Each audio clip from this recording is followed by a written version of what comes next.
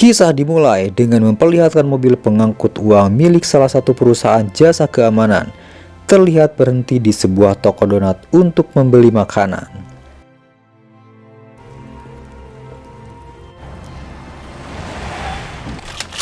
No, fucking do it! Now!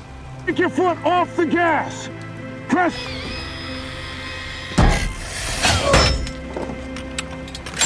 Ready! Saat para perampok berupaya membajak mobil yang mereka kemudikan, salah seorang petugas pengantar uang itu pun mencoba melakukan perlawanan.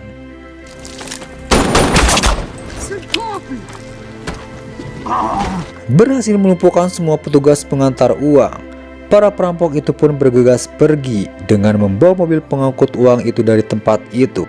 Akan tetapi salah seorang perampok yang memantau kegiatan mereka melalui GPS memberikan informasi jika beberapa mobil polisi terpantau berjalan menuju mereka.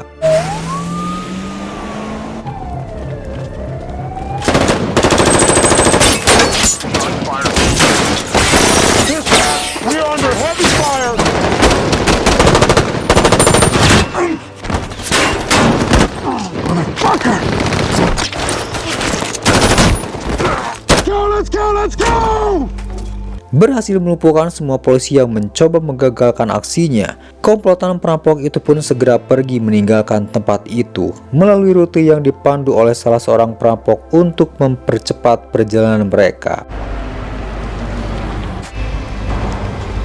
Tiba di lokasi, pimpinan perampok bernama Merriman terlihat begitu sangat kecewa dengan cara kerja anggotanya dikarenakan begitu banyak korban jiwa dalam perampokan tersebut. Dia pun berpendapat jika itu akan membahayakan untuk aksi mereka selanjutnya. Merriman kemudian meminta Donnie memeriksa mobil yang mereka bawa.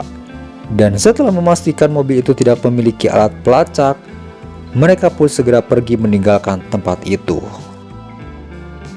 Di keesokan paginya, kita akan diperkenalkan dengan seorang polisi bernama Nick yang berusaha masuk melalui jendela dapur rumahnya. Itu dilakukan untuk menghindari kemarahan istrinya, dikarenakan semalaman dia tidak pulang setelah menghabiskan waktunya dengan wanita penghibur. Akan tetapi usaha Nick rupanya sia-sia, itu dikarenakan istrinya sudah mengetahui semua yang dia lakukan. Dikarenakan Nick salah kirim pesan WA kepada istrinya saat dia dalam keadaan mabuk semalam. Nick pun hanya bisa pasrah ketika istrinya membawa semua anaknya pergi dari rumah itu. Saat sedang menyesali perbuatannya, Nick mendapatkan panggilan telepon dari anggotanya yang mengabarkan peristiwa perampokan mobil. Tiba di TKP, Nick mulai bekerja dengan meminta anak buahnya mengumpulkan barang bukti untuk mengungkap kasus ini. Setelah mengamati lokasi kejadian, Nick meyakini jika pelaku pencurian itu pun merupakan orang terlatih. Itu dikarenakan Nick dan anak buahnya tidak dapat menemukan barang bukti yang kuat dalam peristiwa ini. Nick juga dibuat heran ketika dia mendapatkan laporan dari anggotanya jika mobil yang mereka rampok merupakan mobil pengangkut uang yang kosong. Nick hanya bisa bertanya apa sebenarnya tujuan mereka. Sementara dari kejauhan untuk mengetahui sejauh mana polisi mengungkap kasus ini, Merriman menempatkan Bosco untuk mencari informasi perkembangan kasus perampokan yang mereka lakukan. Setelah itu kemudian Bosco melaporkan hasil pengamatannya kepada Merriman. Dirasa akan menjadi ancaman untuk kelompoknya. Di sana Merriman terlihat penasaran dengan siapa Nick sebenarnya. Tiba di kantor, Nick dan anggotanya kemudian mengamati bukti-bukti yang dia dapatkan. Nick sempat heran bagaimana mereka bisa mengetahui rute mobil yang akan mereka curi. Nick kemudian meyakini ada keterlibatan Merriman dalam aksi pencurian itu, diperkuat dengan informasi kebebasan bersyarat yang sudah dia terima. Berdasarkan informasi tersebut, Nick dan anggotanya segera pergi menemui seseorang yang sudah mereka awasi. Sementara di tempat berbeda terlihat seorang pria bernama Donnie. Dia merupakan seorang bartender di salah satu tempat hiburan yang disinyalir memiliki kedekatan dengan kelompok Merriman. Saat dia hendak pulang setelah seharian meracik minuman untuk para pelanggannya,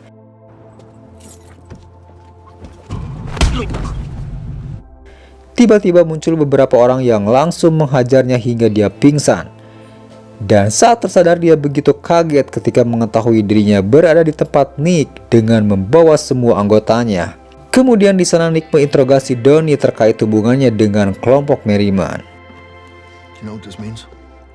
I'm asking you a fucking question. No, I don't know what crew you speaking about, man. Weird shit just...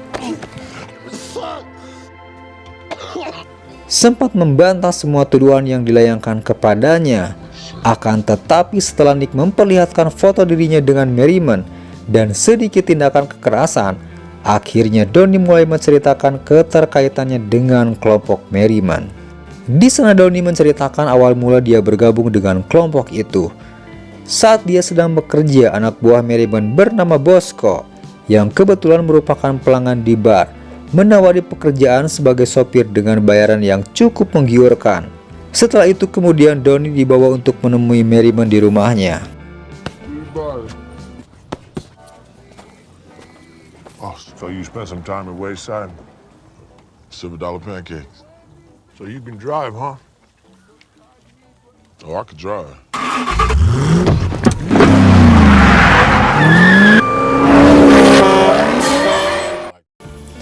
Terkesan dengan aksi Donnie mengemudi, Merriman kemudian menerimanya bekerja untuk melakukan aksi pencurian di salah satu bank. Donnie juga menjelaskan jika Merriman merencanakan pencurian dengan sangat terperinci dan dikenal pintar menyembunyikan barang bukti untuk setiap aksi yang dia lakukan. Kemudian Donnie juga menjelaskan jika Merriman merupakan orang yang ambisius. Itu terlihat dia rela mengorbankan semua hasil rampokan tersebut untuk aksi perampokan yang lebih besar. Akan tetapi saat itu Merriman tidak memberitahu tempat mana yang akan mereka rampok selanjutnya.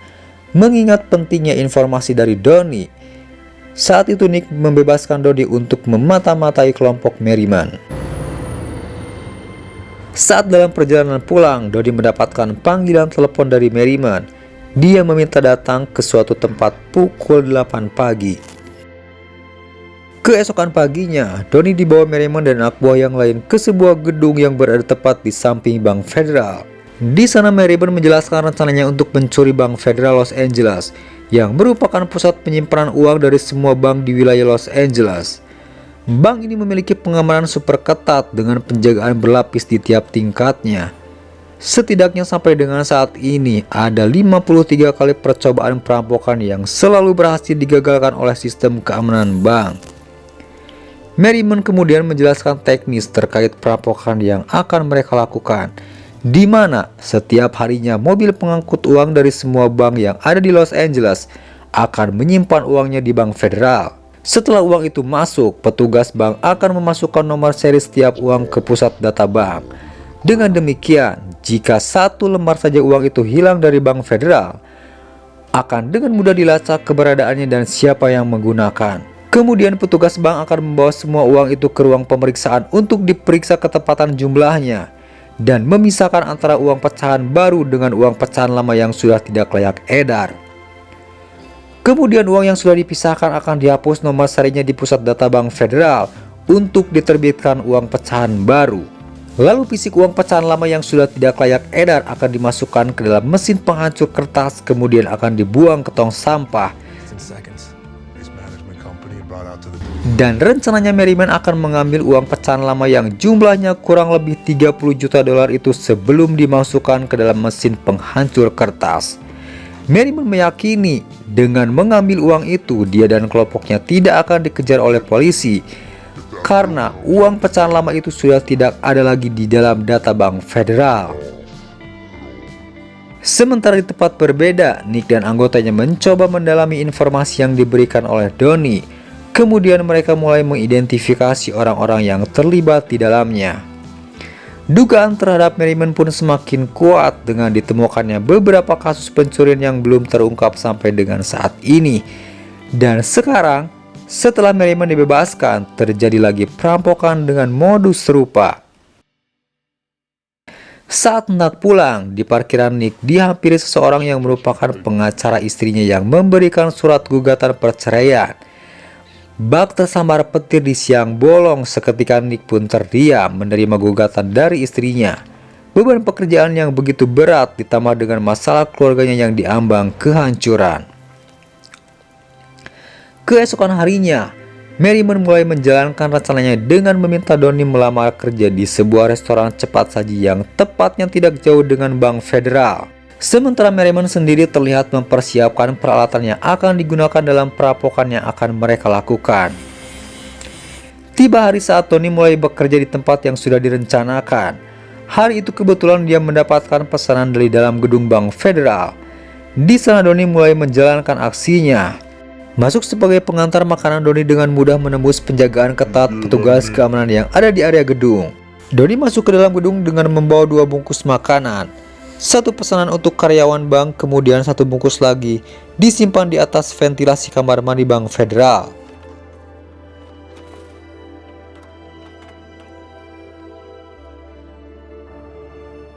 Setelah menjalankan tugasnya, di malam harinya Donnie dan anak buah yang lain diajak Merriman makan di sebuah restoran. Nick yang kebetulan berada di tempat yang sama menghampiri mereka. Di sana Nick menyapa Donnie seolah-olah dia berteman baik dengannya. Nick sempat memperingatkan Merriman agar jangan melakukan tindakan yang mengakibatkan dia berurusan dengannya. Got family here, bro. Hampir terjadi baku hantam antara Nick dan Merriman yang tidak terima dengan perkataan Nick. Namun, anak buah Nick berhasil melerai ketegangan dengan membawa Nick pergi dari tempat itu. Curiga Donnie merupakan mata-mata dari kepolisian. Merriman dan anak buahnya kemudian menginterogasi Donnie. We're no fucking wires. Talk, motherfucker. Hampir babak belur dipukuli Merriman dan anak buahnya. Beruntung di saat itu Donnie berhasil meyakinkan Merriman jika dirinya bukanlah polisi. Di sana dia berkata yang sebenarnya jika sebelumnya dia pernah ditangkap oleh Nick akibat pencurian. Akan tetapi dia tidak memberitahukan rencana pencurian Bank Federal kepada Nick. Mendengar itu Merriman membebaskan Donnie. Dia kemudian meminta Donnie memberitahu Nick jika mereka akan melakukan aksinya pada hari Jumat. Make sure he knows it's on.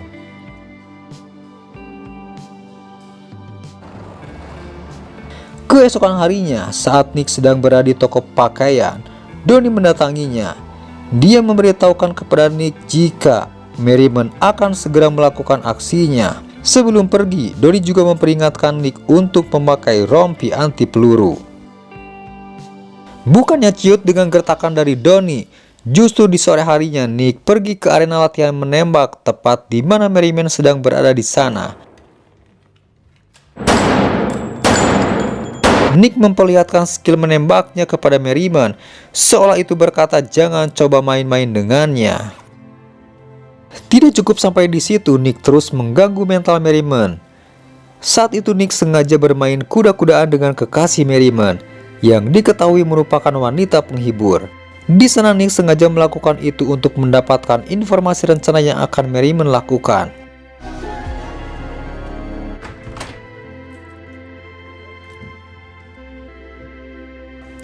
Sempat bertemu dengan Merriman saat akan pergi meninggalkan tempat itu, akan tetapi Merriman membiarkan Nick pergi begitu saja. Rupanya itu merupakan rencana Merriman juga, yang dengan sengaja meminta kekasihnya untuk mendekati Nick untuk memberitahu aksi kriminal yang akan mereka lakukan.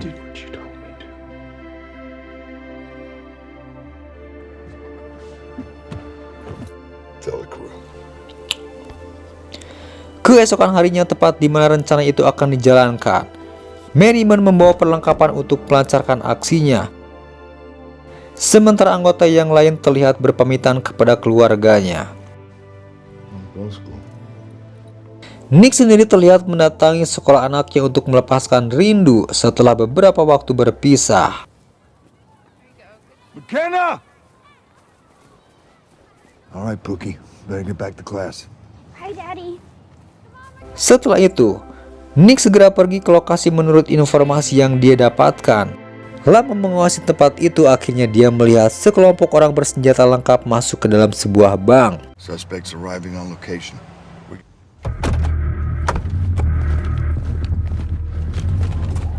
Tiba di dalam bank, dengan cepat Merriman dan kelompoknya menyandra semua orang yang berada di dalam gedung. If you cooperate, if you followed around,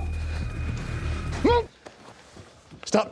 Merriman meminta kepala bank untuk segera menghubungi panggilan darurat dan melaporkan jika saat ini telah terjadi perampokan, di mana para perampok meminta tebusan 10 juta US dollar yang harus diantarkan menggunakan helikopter dengan bahan bakar penuh. Dan jika keinginan itu tidak dipenuhi, mereka mengancam akan menghabisi semua sandera yang berada di dalam bank. I know you already triggered the silent alarms. Nick yang terus memantau keadaan itu dibuat kaget dengan permintaan Merriman dengan meminta tebusan yang begitu banyak. Call in, tell him we're on. Terlebih lagi ketika para anggota polisi dan agen FBI berdatangan ke lokasi yang dianggapnya mengacaukan rencana untuk menangkap Merriman. Di sana dia sempat bersitegang dengan anggota dari satuan lain yang mencoba bernegosiasi dengan Merriman. Worked on as we speak. It's our fucking case. We've been urgent demands, you stupid motherfucker. Okay, nice haircut, you fucking idiot. Dan yang ditakutkan Nick pun terjadi. Merriman yang sejak awal mencoba mengingatkan agar jangan menunda-nunda waktu. Alhasil satu orang sandera dibawa ke belakang untuk dieksekusi. Sejak saat itu semua petugas keamanan yang datang mulai mengikuti perintah Nick untuk mengantisipasi korban yang lebih banyak. Nick meminta agar memenuhi semua keinginan Merriman. Walaupun untuk memenuhi keinginan Merriman, para petugas keamanan memerlukan waktu 90 menit untuk mempersiapkannya. Saat sedang mempersiapkan tebusan yang diminta, Merriman sempat menghubungi Nick dan mengatakan jika dia akan pergi dengan mudah dalam kasus pencurian ini. Nick kemudian mencoba mengamati denah bangunan untuk menyusun rencana penangkapan. Tiba-tiba terdengar suara ledakan dari dalam gedung. Petugas keamanan yang lain menduga itu merupakan ledakan yang digunakan untuk membuka brankas. Akan tetapi tidak untuk Nick. Dia memiliki keyakinan berbeda. Kemudian Nick pergi sendirian ke dalam gedung.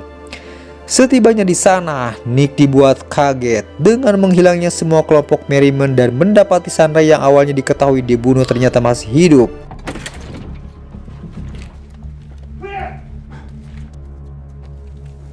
Di sana Nick meyakini jika Merriman telah melarikan diri melalui saluran air yang berada di bawah gedung. Merriman dengan sengaja memberitahu Nick dan meminta kepala bank segera menghubungi panggilan darurat agar semua pihak keamanan berkumpul di satu titik.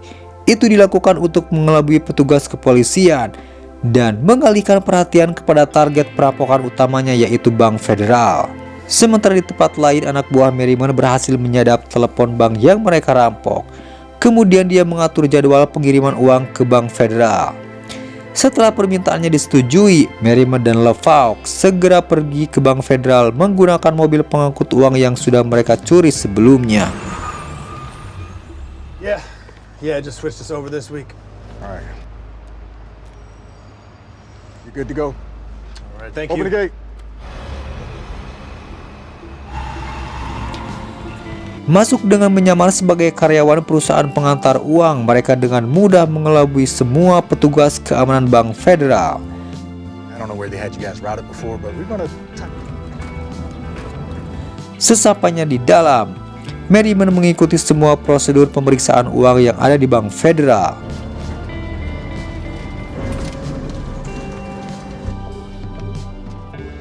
Sementara Bosco menjalankan perannya dengan mematikan aliran listrik.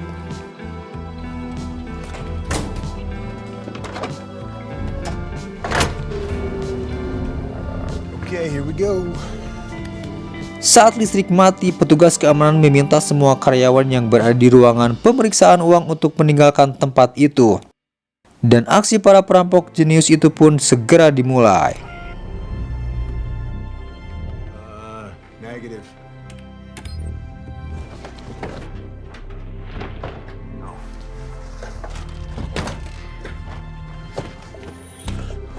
Okay, here we go. Oh shit, here comes security. Stepping out. You're clear. Go.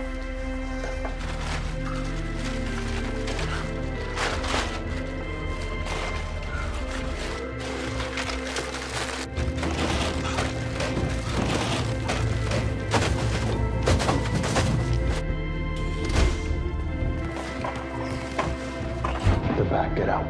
Donnie yang rupanya bersembunyi di antara tumpukan uang segera menjalankan tugasnya dengan terlebih dahulu mematikan semua kamera CCTV yang ada di ruangan itu dengan alat yang dia bawa sebelumnya. Berpacu dengan waktu, di sana Donnie hanya memiliki waktu beberapa menit untuk memasukkan semua uang yang sudah dihapus nomor serinya itu ke dalam kantong sampah. Saat listrik sudah kembali menyala, karyawan yang bertugas di ruangan pemeriksaan diminta masuk kembali untuk melanjutkan pekerjaannya. Setelah dinyatakan uang yang diterima sudah sesuai jumlahnya, Merriman segera pergi meninggalkan Bank Federal. Sementara Donnie keluar dari ruangan itu menggunakan saluran ventilasi, kemudian keluar dari saluran udara yang terhubung ke toilet tempat di mana tempo hari dia menyimpan bungkus makanan pesanan karyawan Bank Federal.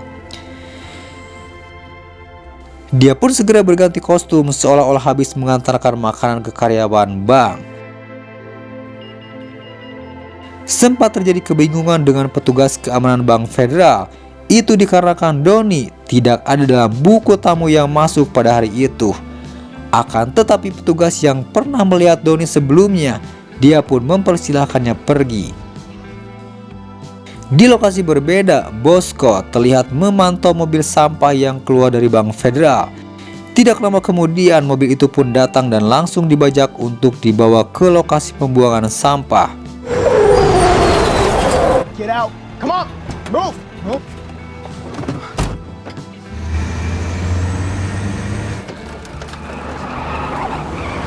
Nick yang saat itu sedang mencari keberadaan Merriman dan kelompoknya, secara tanpa sengaja melihat Donnie berjalan. Tanpa ragu, anak buah Nick membawa Donnie ke dalam mobil.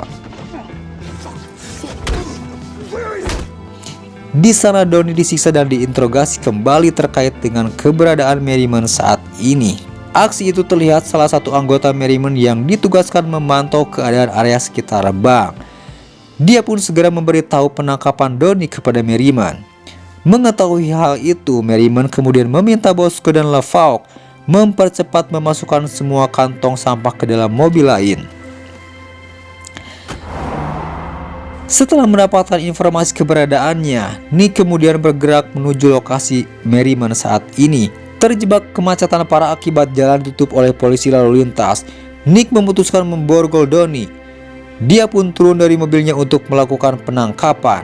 Merriman yang melihat itu pun segera meminta Bosco untuk mengambilkan rompi anti peluru dan senjata mesin miliknya. Stay down. Stay down.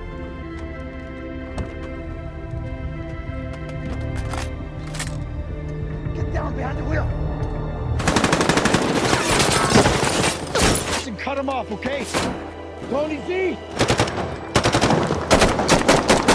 Kalah jumlah orang dalam adu tembak membuat kelompok Merriman kewalahan menghadapi Nick dan anggotanya.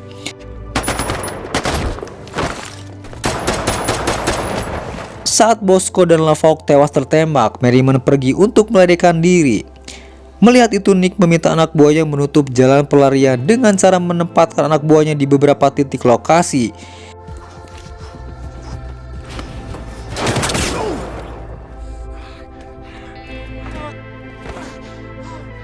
Saat Merriman terpojok, Nick menembaknya hingga dia tewas.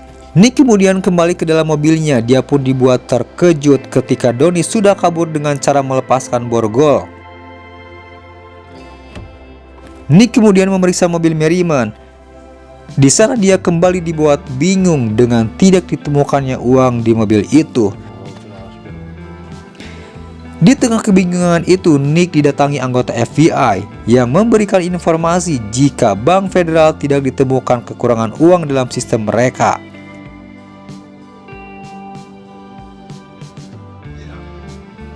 Kebingungan menghadapi kasus ini, Nick memutuskan kembali ke kantornya sambil memikirkan apa yang sebenarnya terjadi. Saat melihat foto Donnie yang terpajang di kantornya, dia pun segera pergi ke tempat kerja Donnie. Akan tetapi saat dia tiba di sana, Nick mendapati informasi jika Donnie sudah berhenti kerja sejak beberapa hari yang lalu. Nick kemudian memesan satu botol teh pucuk harum sambil mengamati keadaan di dalam bar. Di sana Nick melihat jika kebanyakan pengunjung bar adalah karyawan Bank Federal.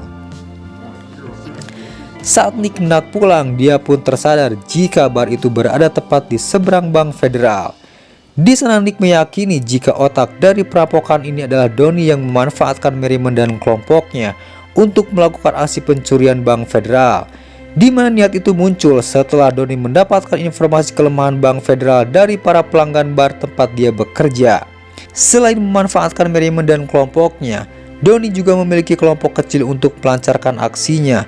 Itu terlihat ketika dia memerintahkan kelompoknya untuk menukar mobil sampah dari bank federal.